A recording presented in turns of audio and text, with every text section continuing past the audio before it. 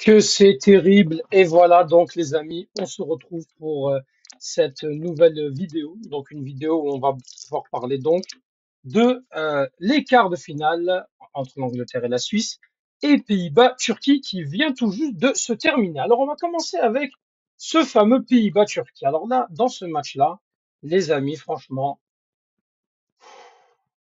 quand même déçu. J'aurais aimé que la Turquie passe. Dommage pour nos amis les Turcs. Mais bravo aux Pays-Bas qui ont quand même très bien joué.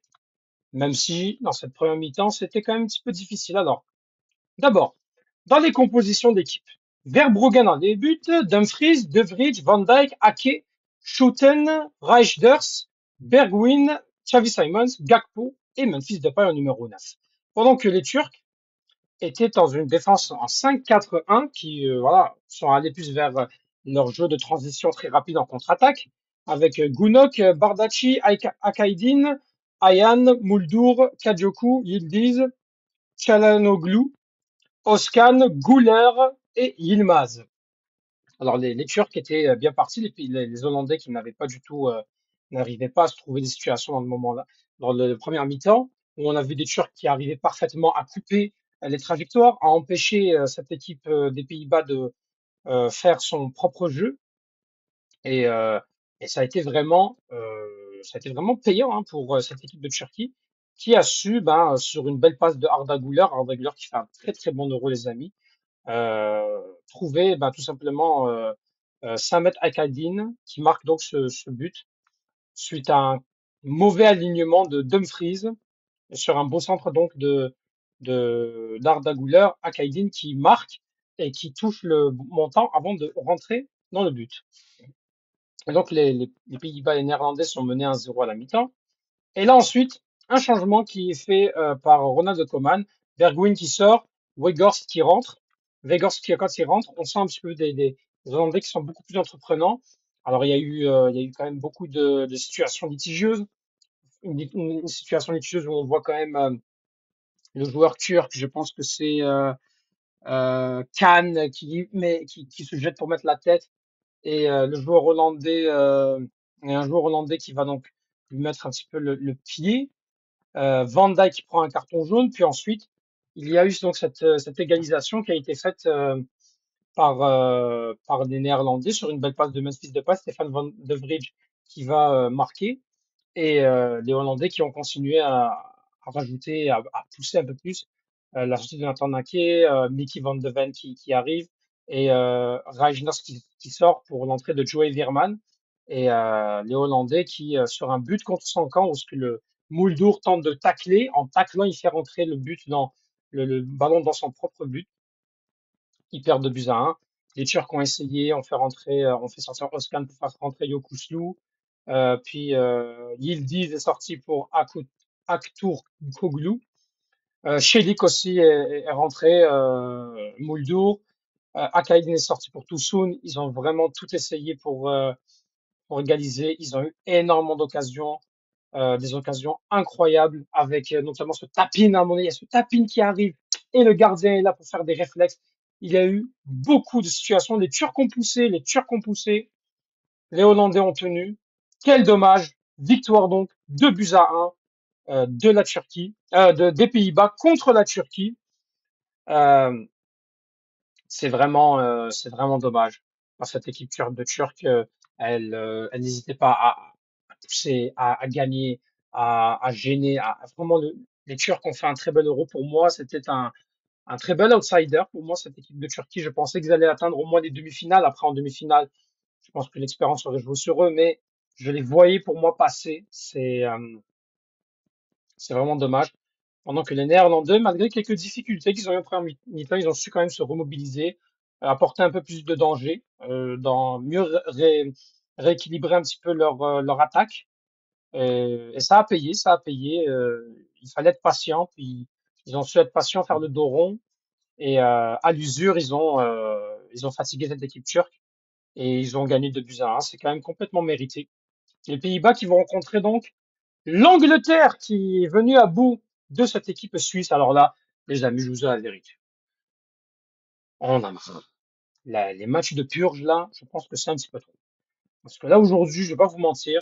je me suis fait chier pendant très très longtemps dans ce match-là, entre la Suisse et la Turquie, où ça a été vraiment très difficile.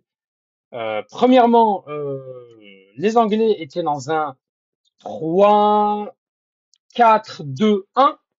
Stones, Walker, Konsa en défense, Pickford en gardien de but, Saka qui était à droite, Trippier en piston gauche, Maino et Rice au milieu, Declan Rice au milieu de terrain, Phil Foden, Bellingham, Harry Kane.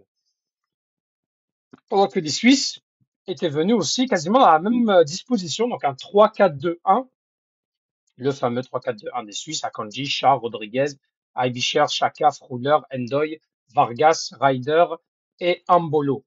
Donc dans un 3-4-2-1, donc franchement, le match, il n'y avait pas grand-chose qui se voyait. Les Suisses arrivaient à porter le danger un petit peu sur les côtés, comme à leur habitude. De l'autre côté, les Anglais, à part Saka, à part Bukayo Saka, mais personne n'arrivait à faire quoi que ce soit. Entre un Bellingham qui, voilà, il il était pas très inspiré, Harry Kane qui descendait beaucoup et il n'y avait aucune possibilité pour eux. Les Anglais se retrouvaient toujours en infériorité numérique par le pressing des Suisses, mais les Suisses, malgré les situations, sont quand même tombés sur une bonne défense. A priori, en, en gros, une bonne défense quand même des Anglais. Ça a été très difficile, ça a été très fermé, ça a été très tactique, ça a été plus physique et ça a été quand même une belle partie technique, mais c'était très dur physiquement. Euh, ils y arrivaient pas les Anglais, à part Saka qui arrivait avec quelques inspirations, avec du bon dribble, des bons jets techniques. Saka qui a été d'ailleurs élu homme du match, les amis. Ça a quand même payé. Alors, un Mbolo qui marque, sur un centre qui est d'ailleurs détourné par Stones, qui empêche Walker, qui perturbe un peu Walker et Ambolo qui marque donc ce premier but. De l'autre côté, Bukayo Saka, 5 minutes plus tard, se rattrape. Il a un petit espace, un petit espace pour pouvoir tirer. Il tire, ses poteaux rentrant, il n'y a rien à faire. Et donc, un partout. Pas grand chose dans les prolongations. Harry Kane s'est blessé, on verra son état de santé. Les Anglais vont au penalty. Et bah, ce qui se passe, c'est que ces Anglais-là, lorsqu'ils vont au penalty, et ben cette fois-ci, ils ont tiré tout leur but. La malédiction un petit peu la dernière séance de tir au but où ça a été très compliqué pour eux, ils ont su la mettre de côté. Les Suisses quittent la compétition sans avoir perdu le moindre match. Encore une fois, les Suisses qui sont très impressionnants. Je pense que ça sera une équipe qui faudra de plus en plus prendre au sérieux. Et encore une fois, l'Angleterre, moi je ne comprends pas Gareth Southgate. Moi, je dis la vérité, j'en peux plus. J'en peux plus. Comment tu peux... Mais Southgate, je vais te poser une question très simple. Comment est-ce que tu peux avoir un effectif aussi impressionnant? Il a tout le monde. Declan Rice, il a Alexander Arnold, il a Cole Palmer, il a Aaron Ramsdale, il, il a Luke Shaw, je sais pas, t'as Harry Kane, t'as Bellingham, t'as Phil Foden, que tu, que tu brides complètement, que t'obliges à jouer sur un côté. Phil Foden a fait un mauvais match parce que Phil Foden avec Gareth Southgate, ça ne marche pas. Et ça n'a pas marché. Il le transpose un peu partout. Aïe, aïe, aïe. Guardiola, il doit s'en mordre les doigts quand il voit comment tu utilises Phil Foden, Southgate.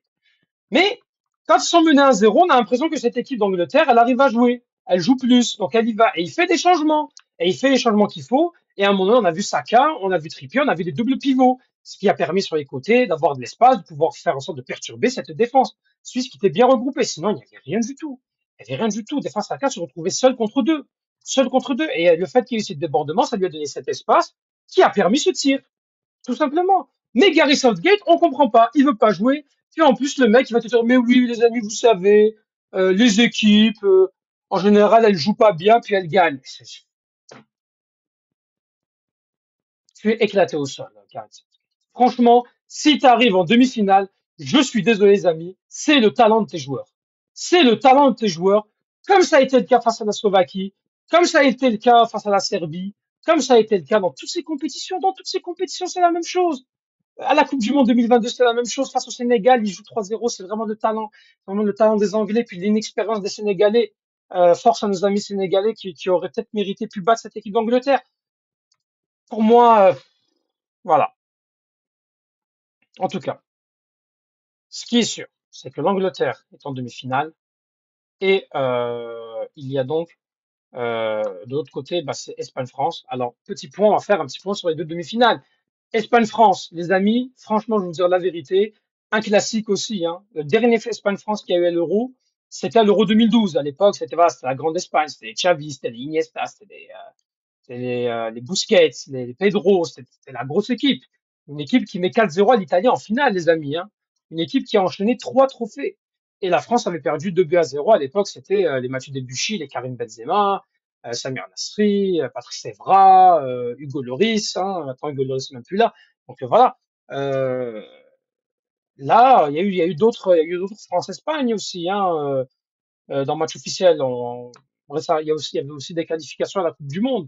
Qualification à la Coupe du Monde 2014 avec un match nul en Espagne, un but partout sur une égalisation d'Olivier Giroud à la dernière seconde et une défaite 1-0 en France face à l'Espagne, hein.